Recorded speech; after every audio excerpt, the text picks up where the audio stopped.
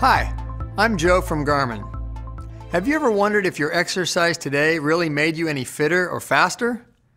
Select Garmin devices are designed to help answer that question. In this video, we are going to talk about the aerobic training effect feature as well as the new anaerobic training effect. Keep in mind, on compatible Garmin devices, training effect features are able to function with wrist-based heart rate, but for even more accurate results, we recommend using a Garmin chest strap heart rate monitor.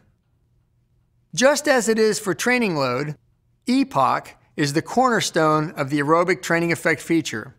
For more information on Epoch, watch another video in this series titled Epoch and Training Load. Have you ever noticed that when you're completely out of shape, it doesn't take very much training to see immediate improvement? On the other hand, you might have noticed that when you are fit, training at the same level makes it harder to continue seeing improvement. That's because the fitter you are, the bigger the dose of exercise is required to make progress. The aerobic training effect feature takes this into account, scaling your exercise dose to your fitness level and training habits. For example, for a person who has not been exercising regularly, a half-hour run at 80% of maximum heart rate would produce an Epoch of about 70, resulting in a training effect of 5, which is categorized as overreaching. However, an elite-level runner could complete the same half-hour run at the same relative intensity while still producing an Epoch of about 70. This would result in a training effect of about 2, which is only maintaining for that athlete. While Epoch measures the amount of training for everyone, aerobic training effect is a personalized number. It tells you based on your measured fitness and training habits whether your exercise today can be expected to improve your fitness.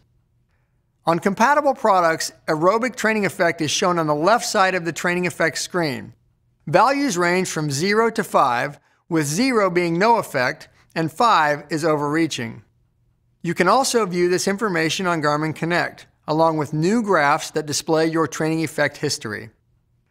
Garmin is also introducing a brand new feature designed to help you assess another important aspect of your training, anaerobic training effect.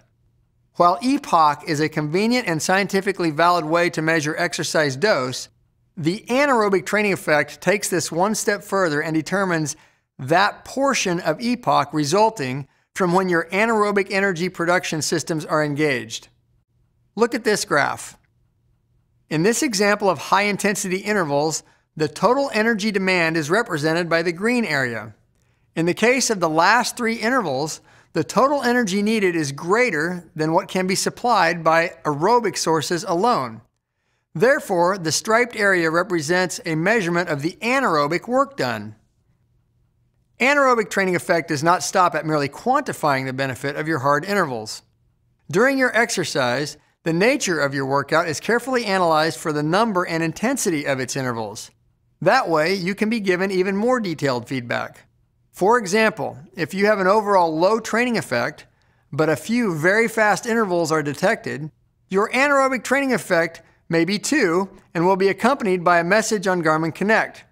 It will indicate that your workout had a positive effect on your speed and power production, even though the overall anaerobic training effect was only a 2, which is maintaining.